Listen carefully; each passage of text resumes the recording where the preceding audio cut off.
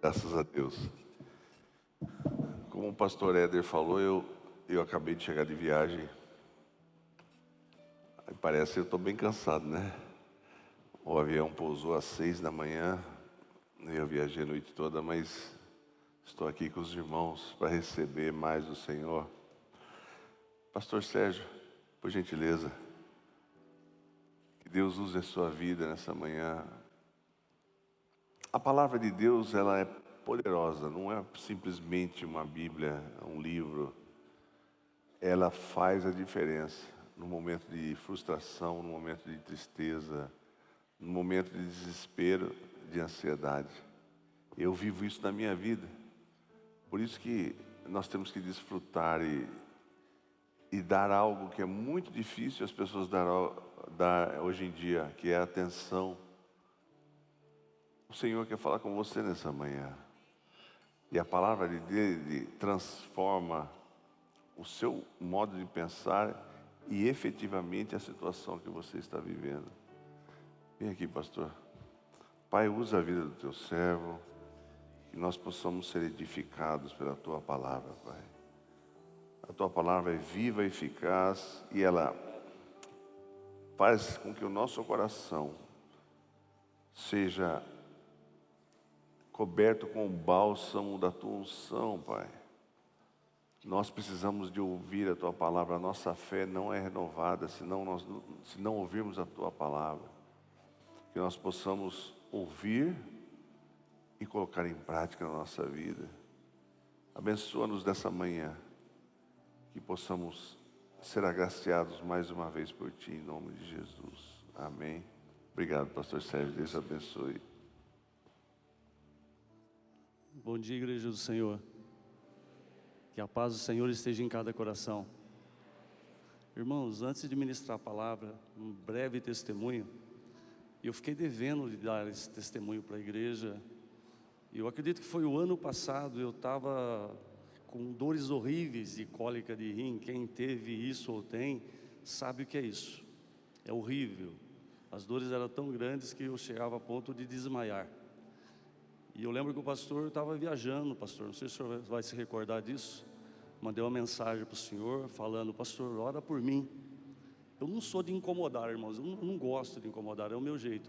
Mas a única alternativa que eu vi ali era a oração do servo de Deus, do líder da igreja. Aí mandei a mensagem para ele prontamente. Ele orou por áudio, mandou aquela oração por áudio, e eu fui curado instantaneamente. E passou o tempo, eu esqueci de dar o testemunho, né? Porque é assim, né? Quando a gente precisa, a gente sabe procurar ajuda, sabe pedir oração. Quando nós recebemos a cura, a bênção, a gente esquece. Eu acho que todo mundo é assim. Então estou contando isso perante a igreja porque eu fui curado. E desde aquela oração eu nunca mais tive cólica de rim, para a honra e glória de Jesus. Amém? Nessa manhã eu quero falar brevemente, não quero tomar muito tempo. Eu quero falar uma mensagem que tem como tema: sentados à mesa com Jesus. Antes de ler o texto bíblico, eu quero falar um pouquinho antes do texto bíblico, o que aconteceu. Jesus, ele chamou Pedro e João e disse para eles que gostaria de ter um lugar para onde fosse preparado a ceia, a Páscoa. E Pedro disse assim: mas aonde, Senhor, o Senhor quer que a preparemos? E Jesus disse assim: ó, vocês entram na cidade, vocês vão ver um homem carregando um cântaro de água, um jarro de água, e vocês acompanham esse homem. E na casa onde ele entrar, vocês falem com o dono da casa, dizendo o seguinte: o mestre precisa de um lugar amplo para se preparar a ceia, a Páscoa com os seus discípulos. E isso aconteceu. Tem muita gente que acha que é comum. Naquela época não era comum um homem estar carregando o cântaro de água. Essa era uma tarefa que era dada para as mulheres. Cada um tinha suas tarefas, era repartidas as tarefas. Mas quando Pedro e João entraram na cidade, viram aquele homem com um cântaro de água, entraram, acompanharam ele. Ele entrou numa casa, Eles entraram lá dentro e conversaram com o dono da casa, e ali foi preparado um cenáculo, um lugar amplo, todo mobiliado. A ceia seria a última ceia, o lugar onde Jesus estaria com os seus discípulos. E agora eu quero ler o texto bíblico, se você puder me acompanhar. Esse texto, ele está em Lucas capítulo 22, versículo 14 até o 16. E chegada a hora, pôs-se à mesa, e com ele os 12 apóstolos. E disse-lhes: desejei muito comer convosco esta Páscoa antes que padeça, porque vos digo que não a comereis mais até que se cumpra no reino de Deus. Lugar preparado, mesa preparada. Quando a gente fala de mesa, a primeira coisa que nos vem à cabeça é fartura de alimento, né? Uma mesa bem farta, com muito alimento, os comes e bebes. Mas mesa também é símbolo de comunhão, de acerto, de contas, de conselhos. Hoje quase não se faz mais isso, as pessoas não se ajuntam mais em volta de uma mesa, aquele almoço, né? De domingo, onde o pai, a mãe, os filhos estão todos ali. Mas no passado se usava muito isso. E como que era feito? Ali o pai, tendo os seus filhos, ele fazia um interrogatório, dizendo: e aí, como é que foi a sua semana? Como é que foi o seu dia? E os filhos ali expunham para o pai e para a mãe o que tinha acontecido. Ah, pai, eu não fui bem na escola, eu me desentendi com fulano de tal. E ali havia um conselho do pai para os seus filhos. Então mesa não é só símbolo de comida, de alimento, de bebida, mas também é de concerto. É lugar de profunda comunhão, de intimidade. Isso é o simbolismo de mesa, as pessoas sentadas à volta, de aliança, de aprendizado, de relacionamento com Deus, aonde há acolhimento e gratidão e revelação espiritual, revelações espirituais ali. Ali é lugar de perdão também, de abraços, de beijo. Mas também, na época de Jesus, quando ele se assentou ali com os seus discípulos em volta da mesa, ali aconteceu algumas coisas. Ali foi tratado um assunto a respeito de traição. Jesus disse: eu estou muito triste porque um de vós há de me trair. E alguns discípulos então queriam saber quem que era o traidor, e tudo isso em volta da mesa, irmãos. Então mesa não é só lugar de comer, se trata muitos assuntos. E Pedro, que era mais afoito, ele começou a fazer sinal para João.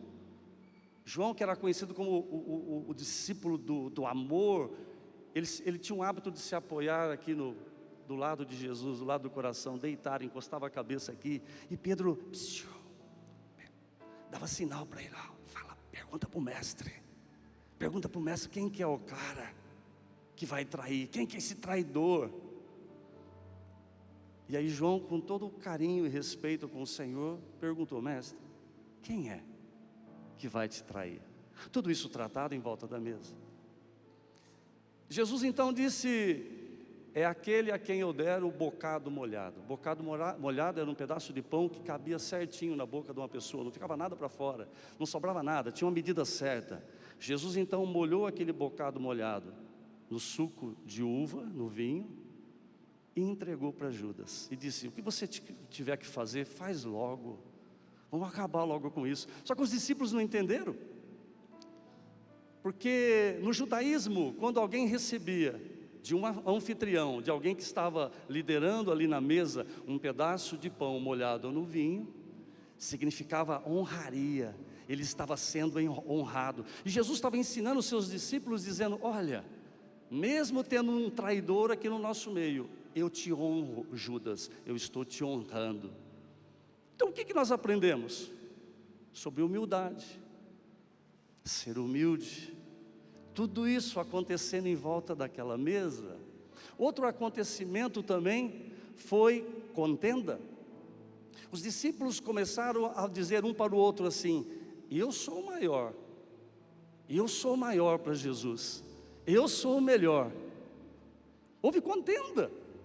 Só que mesa é lugar de acerto, e hoje nós estamos aqui na mesa do Senhor. Vocês vão participar daqui a pouco, o pastor vai ministrar a Santa Ceia, vocês vão receber um pedacinho de pão, o suco da videira, e é muito importante que nós coloquemos a nossa vida em dia, que nós possamos pedir perdão para aqueles que nós temos ofendido, ou até mesmo pedir perdão para aqueles que nos ofenderam. Sabe, irmãos, pôr a vida em ordem, pôr a vida em ordem. E Jesus, conversando com os seus discípulos a respeito daquilo que eles estavam discutindo, né? Um queria ser maior do que o outro. Eu sou maior. Pedro dizia: eu sou maior. O Senhor disse assim: quem é maior? Aquele que está sentado à mesa, ou aquele que serve à mesa, o mordomo que serve à mesa? E Jesus continua dizendo: para que vocês entendais que eu sou aquele que vos serve. Era uma lição de humildade. A gente não precisa ser maior do que os outros, não. Me desculpa tocar no assunto, eu tenho um aprendizado que eu aprendi com o pastor Ciro Pereira do Lago, pai do pastor Ciro Cabral. E eu acho que a maioria da igreja já ouviu ele falar isso também. Ele dizia assim: o mais alto degrau que alguém pode alcançar é o degrau de servo. E só. Nós não precisamos ser grandes, a gente só tem que ser servo. Coisa mais agradável é servir o próximo, servir aquele que te ofende, aquele que te faz mal. Nós estamos no finalzinho do ano 2025, e é um momento de conserto agora. Pode ser que entre nós tenha alguém que diga assim: eu não vou participar da ceia, porque eu tenho que pôr muita coisa em ordem. Eu te aconselho, coloca no teu coração sim, você pôr as coisas em ordem, mas participa da ceia, faça um concerto com Deus, faça um concerto com o Senhor. Amém, igreja? Amém? Já estou finalizando, viu, irmãos? Se for possível colocar para mim Lucas 24, 28 ao 32 no telão. Lucas capítulo 24, do 28 ao 32. Quando se aproximavam da Galiléia para onde iam, fez uma menção de passar adiante, mas eles o constrangeram, dizendo: fica conosco, porque é tarde e o dia já declina. E entrou para ficar com eles. E aconteceu que quando estavam à mesa, tomando ele o pão, abençoou e tendo-o partido, lhes deu. Então se lhe abriram os olhos e o reconheceram, mas ele desapareceu da presença deles. E disseram um ao outro: porventura não nos ardia o coração quando ele pelo caminho nos falava, quando nos expunha as Escrituras? O versículo que eu te chamo a atenção, o versículo anterior a esse, que diz que quando Jesus, e também no judaísmo era assim, quando alguém era convidado para ficar numa casa, aquela pessoa, ela podia ali abençoar o pão, antes de todo mundo comer. E Jesus, como tinha sido convidado por aqueles dois discípulos, para entrar na aldeia de Emaús, a história vocês conhecem, e quando se assentaram à mesa para o alimento, Jesus pegou o pão e abençoou, e no momento que ele abençoou o pão, foram abertos os olhos de todos daquela casa, e eles perceberam que era Jesus, porque até então Jesus estava oculto, ele não se tinha deixado se manifestar a eles, mas no partir do pão os olhos se abriram. Hoje, Santa Ceia do Senhor, e eu vejo o pastor falar que Santa Ceia é dia de milagres. Santa Ceia é dia de milagres. Hoje vai acontecer milagre aqui, em nome de Jesus. Aquele com quem você não estava conversando, você vai arrumar um jeitinho e chegar próximo. ou a pessoa vai chegar perto de você durante o dia, vai acontecer milagres. E muitas curas físicas vêm através do perdão. Através do perdão. Então, ao partir do pão, foram abertos os olhos de todos que estavam na casa. E eles passaram a enxergar que aquele homem que estava ali e que tinha desaparecido da presença deles depois do partir do pão, era Jesus. Que os teus olhos sejam abertos nessa manhã, que você passe a enxergar as coisas como elas devem ser enxergadas, que você enxergue na vida da pessoa que está do seu lado, Jesus Cristo lá. Posso pedir um favor para vocês? Sei que muitos não gostam disso, mas eu sou um pastor meio chatinho. Olha para o irmão que está do teu lado. Tem gente que tem vontade de fuzilar quando o pastor fala isso, né? Mas olha para o irmão que está do teu lado e diga assim para ele: eu vejo Jesus na sua vida. Olha para o outro lado, diga a mesma coisa. Se você tiver coragem, olha para trás, fala a mesma coisa. Ou mexe com o irmão que está na frente e diga: eu vejo Jesus em você, eu vejo Jesus na sua vida. Que Deus te abençoe nessa manhã, que você tenha um dia maravilhoso. Ao participar dessa ceia, participa com alegria, não participa preocupado com nada. O Senhor está contigo, amém? Uma salva de palmas para Jesus. Pastor.